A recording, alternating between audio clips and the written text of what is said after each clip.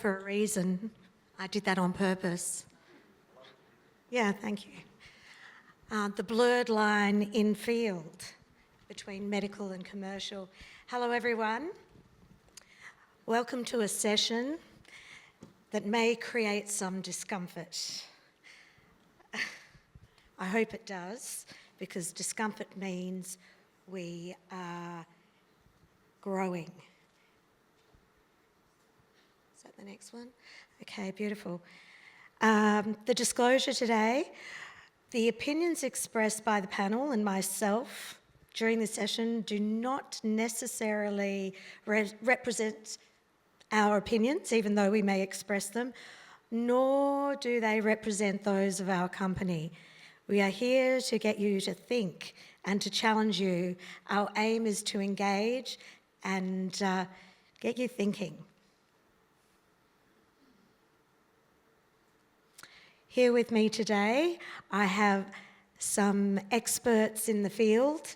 To my right, I have Daylan, and you've sat the wrong way around, guys, but that's okay. Daylan, Head of Sales, Oceania from Takeda. Kim Pendlebury, from Sales Manager in Oncology from MSD. And to my left, my esteemed colleagues from Medical. We have Clare, who's a medical affairs expert, and Jodi, Tainton, we go way back to our days at Allergan, who's field medical lead from Pfizer. And I myself am the moderator. I have come from a background of sales, and I have pivoted and gone to the other side of the company into medical. So I believe that I represent a nice happy medium between these two extremes with me today. So we know where we sit in the organisation. I'd like to move forward to this Slido. Where do you sit in your organisations? So we know where we're pitching.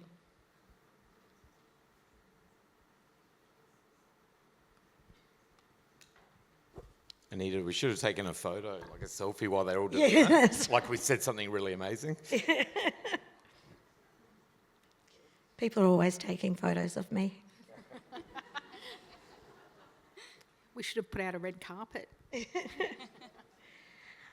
Okay, we're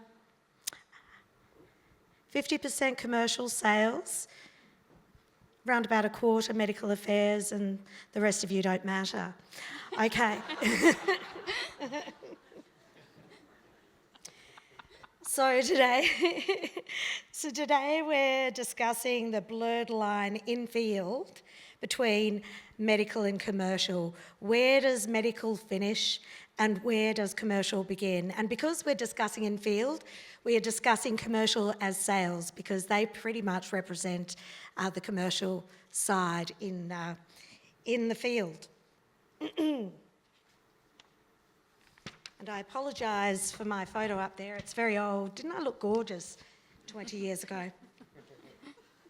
Look, I'm sure every one of us here have grappled with this question in the context of brand planning, in the context of field discussions, who should be where and when we're discussing certain information, and certainly in the context of what is promotional and what's educational in compliance reviews. I'm sure some of you think it's pretty clear, but let's face it, the line between medical and sales is blurring. Science is strategic. Clinical trials are strategically designed to produce evidence that will ultimately drive access. We produce data to tell stories. So science is strategic and strategy is commercial. Let's look at the boundaries we have between commercial and medical. Are we hiding behind the compliance? Does this separation and the firewall that we build, that we have devised, is it to protect our patients and our customers, or is it does it serve to protect us from risk? So this comes to my first question, which I'm going to pose to my esteemed medical colleagues. If we hear about our medical team engaging in scientific exchange. And scientific exchange elucidates insights which we ultimately use to influence behaviour. So if medical is ultimately influencing behaviour, is this not commercial? Well, I might start. So the first thing is, you mentioned at the beginning strategy is commercial. Well, I would firstly challenge that. I think strategy is both commercial and medical. It's something that we develop together, and I guess that's a theme you might hear from me throughout, you know, that we work as a collaboration. But your great comment on, is scientific exchange, you know, driving a commercial behaviour, or are insights driving a commercial behaviour? I think I want to go back a little bit to something we heard yesterday, and that was the AusDoc data talking about trust. So I can't remember if it was 53% of people trusted Pharma or 47, but it was, you know, in the mid-range that we have a trust issue. And the reason I go back to trust is Medicines Australia talks about what scientific exchange is, and you could see the look on Liz de Summer's face yesterday that, you know, and we were all disappointed to see such a low number. But scientific exchange from medical is based on trust. We go back to it being fair and balanced, so and there's a definition I've got here from Medicines Australia, because I'm medical, I bought a definition. But scientific exchange by definition is the legitimate exchange of medical and scientific information in a non-promotional manner concerning an unregistered product or use, but we know it can be registered as well. But the information must be done without any reasonable likelihood of influencing the intent to prescribe. So that is, by definition, scientific exchange. Now, there are two things in my mind that medical does. There's scientific exchange, and then there's the work we do as a collaboration with our commercial team. So for me, to answer your question, the insight gathering is separate. It is okay if those insights are used to influence a commercial strategy. They're not discussed with the clinician or the stakeholder in a promotional way. Our business acumen that we as medical affairs professionals have is then our interpretation of those insights and then sharing in our cross-functional teams. So I guess that's my first thought. Clare? Yeah, and I think Jodi sums it up really perfectly, and I think that's the really key intent that I've heard time and time again, like medical have to develop this business acumen. We're all aware that we work for a business, but our goal is, and so therefore I think that if we don't have business acumen as medical, well, this is a huge gap, right? We need to ensure that we actually have that. But I think when we think about scientific exchange and whether that's promotional or not, I think it also comes down to not only obviously what Jodi said, great points, and especially also the definition there, but also it's also about what's the intent, the content and the context. So the intent of medical is not to drive preference, it's to drive awareness and understanding quality use of medicines. The content, as Jodi said, is it fair and balanced? And the context, where is that happening? What's it happening with? Who's it happening with? And is that in a compliant environment? And yeah, we are strategic, but we're there to ensure the quality use of medicines. Some good points there. I'd like to hand over to my commercial colleagues, my sales colleagues. Daylan, how would you like to respond to that question? In the spirit of being controversial, I think the first thought that comes to my mind is my experience in the industry is so many medical colleagues that have wanted to, in their language, differentiate themselves from commercial. And then on the other side, commercial people, I'll say salespeople, who want to sound like they're more like the medical team. So if you're a fly on I was going to say the wall, but let's say on the sausage at a barbecue, and you're listening to someone, I can think, even if it was myself over the years, when people used to say, oh, you work for Big Bad Pharma, what do you do? Or you're a drug pusher. You know, I'd hear that all the time, and I'd spend all my time almost quoting the verbatim, the vision of the company, and sounding like a doctor, which I'm not. And I think it's really interesting. I think how you articulate it becomes your belief. And if you can't do that well, I think people get confused. And I think that's just something that stands out for me. I think we know we have to work together. We rely on each other to complement what we do. But ultimately, no, I agree. Medical's not commercial. But we both deliver messages in a way that do influence behaviour. That's what we want to do for a commercial organisation. Daylan, you're letting me down here. Let's go hard against medical. Come on.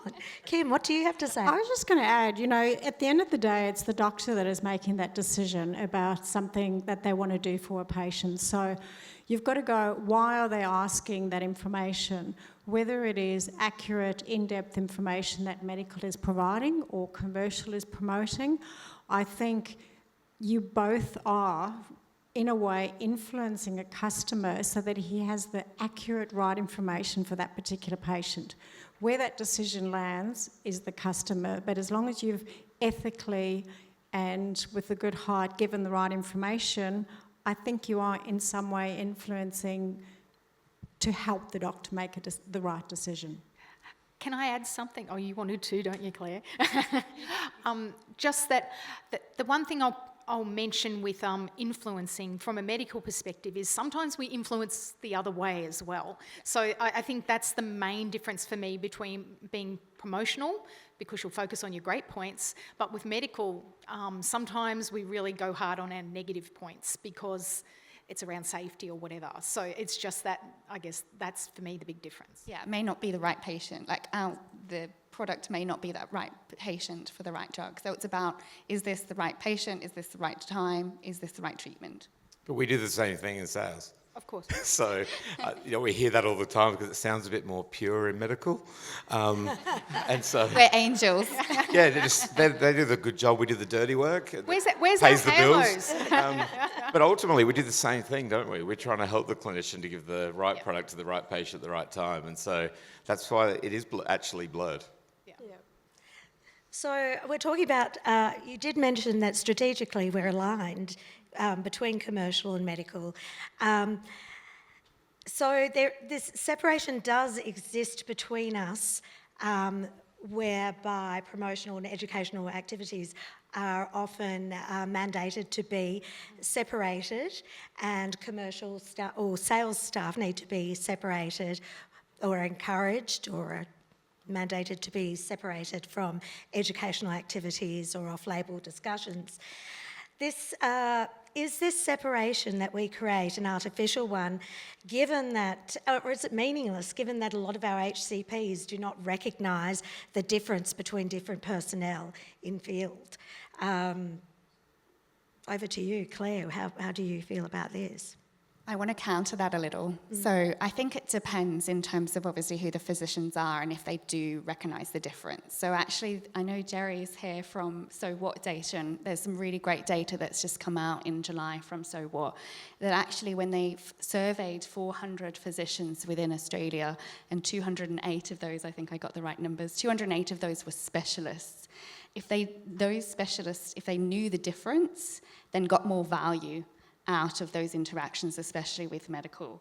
It's where they don't know the difference, where the value goes down. So what does that tell me? It tells me that we need to make sure if we're not clear internally, like what Daylan was saying, then that creates more blur and less value externally. So I think we need to be really clear internally what our differences are, what value we bring. And of course, we can collaborate together in a yin and yang model, but we need to make sure our physicians know what our values are and what our differences are so that we can provide the best value. Kim, given we're seeing a lot of the people we're seeing in field, we're seeing both from medical and sales perspective. Do you think this creates confusion or opportunity in field for our customers? Well, I think if you ask customers half the time, I don't think they would know who's who, as in role responsibilities. So I question whether it's us who actually creates that confusion or opportunity. And I've got two examples of where I've seen it done really badly and really well. And, I remember very clearly a time when a salesperson rocked up in front of a, oncologist's office, and literally 2 minutes later, the MSL rocked up as well. The confusion on their faces, they didn't know that they were calling on the same person. I'm sure you're all smiling because you've seen it happen. And the doctor walked out at that very, very same time. And neither of them knew what they were going to be talking to the doctor, so there was no visibility, and they went straight into a call back to back. And I think that created confusion for everybody. I think it showed a lack of transparency, and it's not saying that you have to reveal everything, but I think some form of information sharing is important. Another example that I had was where a field person who is normally that point of contact, a customer phoned them and said, look, I'm really trying to put this patient onto an access program. So that salesperson immediately contacted the patient coordinator, got all the logistics up and running. However, the doctor also wanted to know information about clinical relevance that was slightly out of indication. So within a minute, he had the MSL on the phone talking to that customer, and I think literally within 24 hours later, the patient was put on an access program. So the outcome was the impact there was just synergy in action. And I think that just showed transparency, absolute trust and collaboration between both parties. And that was just a good example where it worked well. Thank you, Kim. And I'd like to thank all of our panellists today. I would have loved a little bit more argy-bargy. I think that would have been interesting. But having heard this discussion now, I would like you all to consider the boundaries that we have built. Are they purely for internal purposes for our protection, or do they serve our customers' needs? Why don't you use this Slido and determine that now? Thank you. Anita, while they're doing that, just something that's been burning in my head, and I think following on from what Claire said, I think it's something that's worth doing in your organisation is actually, being honest, you could do it now, you can actually do this practically, is ask yourself how confident would you be if you were to contact one of your salespeople now and ask them to, in 1 or 2 sentences, articulate what the medical team does in field, and then do the same vice versa. If they can't do that well and consistently, you've got some work to do in your organisation. And I think even for, Jodi and I were having a discussion before, maybe you want to talk about it, as like even within your own function, are you able to clearly, accurately describe in very layman's terms what you actually do? And I think that's really... Yeah, I was saying to Claire, one of the training things we do with new MSLs is get them to articulate what their role is, because I think, I've been out on field days and people walk in and they go, oh, the rep's here, and you're thinking, no, they're the MSL.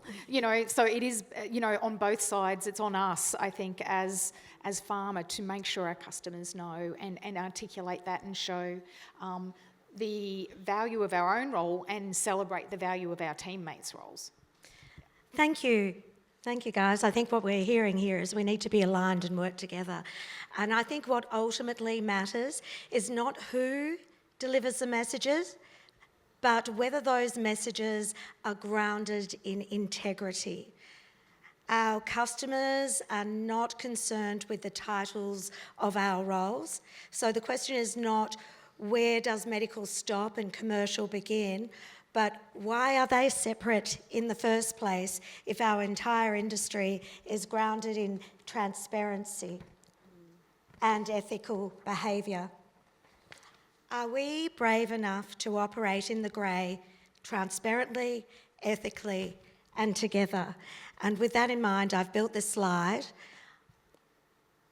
Next one. It's good to see we all want to evolve. That's the patient, that the commercial and the medical person, as illustrated by the white coat, even though we don't wear it, working together to uphold the right patient for our product. Thank you.